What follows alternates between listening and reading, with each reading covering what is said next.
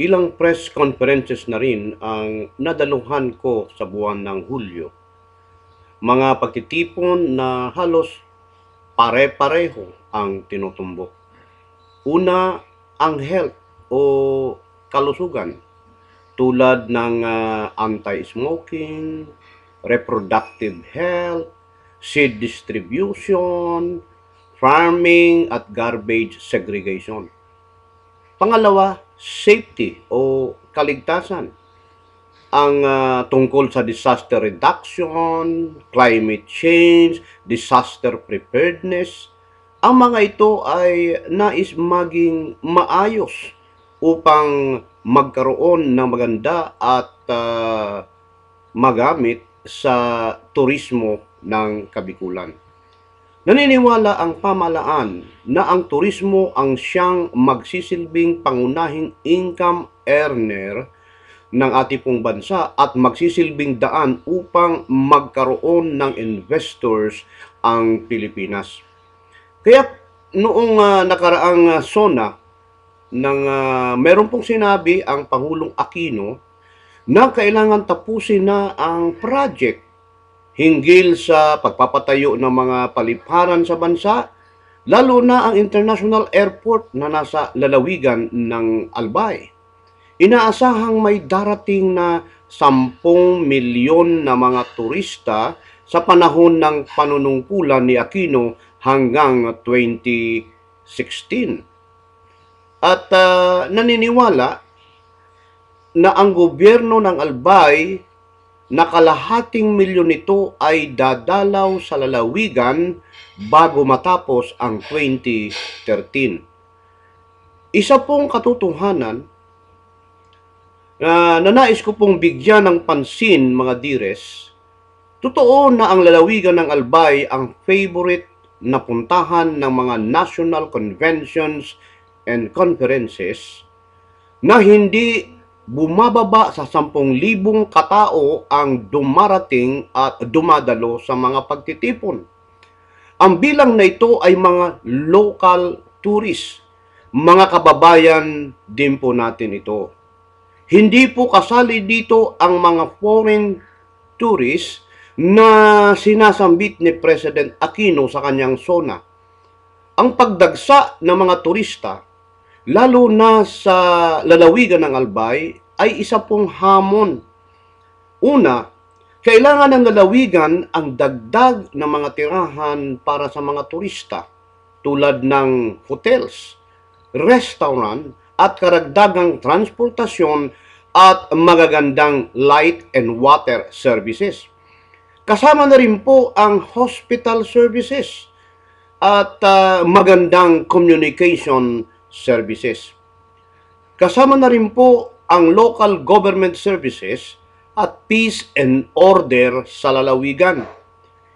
Ilan lamang po ito sa mga hamon sa Albay na dapat paghandaan upang lalong mahikayat ang mga turista sa lalawigan. Ang hamon na ito ay hindi lamang sa gobernador ng Albay.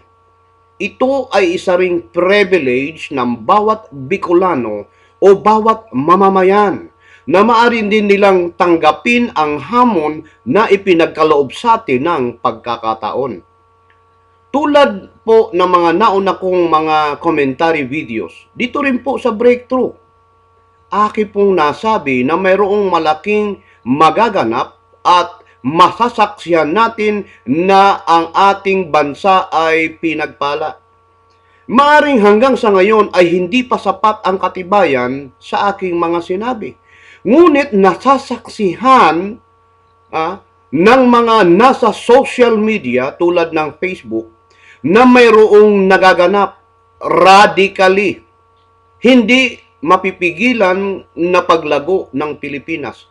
Ang isyu tungkol sa korupsyon ng pamahalaan ay unti-unting nagagamot na kahit sa paniwala ng marami, hindi ito mawawala. Nakapagtataka, mga dires, ngunit nagiging saksi tayo na mayroong kalutasan na nangyayari at ito ay nagsisimula na. Ito po ang abangan ninyo, mga dires. At ito rin ang siyang nagpapakabog ng akit pong dibdib. Kung tayo ay nagpapadala ng mga manggagawa sa ibang bansa, magagawa din po nating maghikayat ng mga banyaga na maging turista sa Pilipinas. Ang mga amo ng mga OFWs, sila ang dadalaw sa bansa. Hindi lamang sila maaaliw sa Pilipinas, bagkus ang mga kasamang turista ng OFWs ay magiging investors sa bansa. Nakikita ko po na ang lugar na pinapangarap na tinatawag na city within the city of Legazpi ay mapupuno ng mga gusali. Matataas na gusali.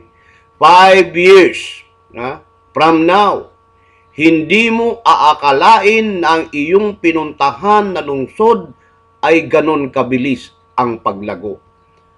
Akin din pong nakikita ang katabing mga bayan tulad ng Daraga, Kamalig, Santo Domingo, pati na po ang isla ng Rapo-Rapo at ang bayan ng nito ay magiging sentro ng turismo at paglago.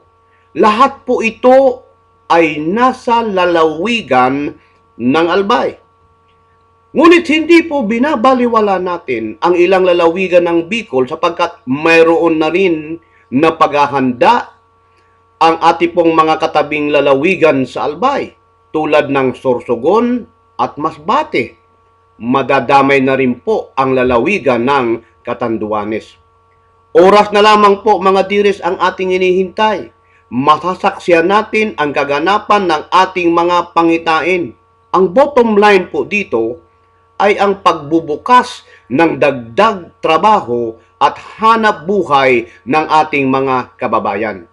Maaring sabihin ninyo mga diris, hindi naman po kami dadirik taga Bicol.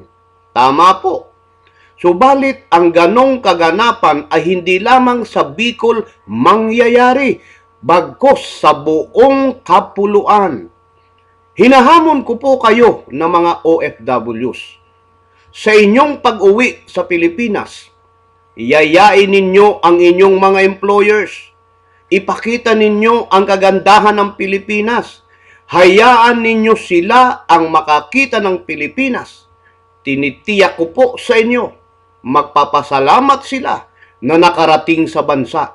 Ito ang magiging simula na ang mga mayayaman na banyaga ay mag-i-invest sa Pilipinas at kayo ang kanilang katiwala. Mula po dito sa Legazpi City, Albay.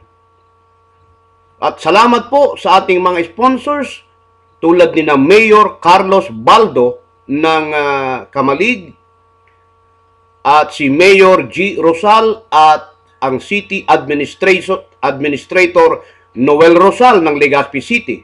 Ito ang breakthrough, ang programang Tago sa Puso. Ako po si Daddy Rick Cervantes Jr. na nagsasabing Diyos mabalos sa Indogabos, salamaton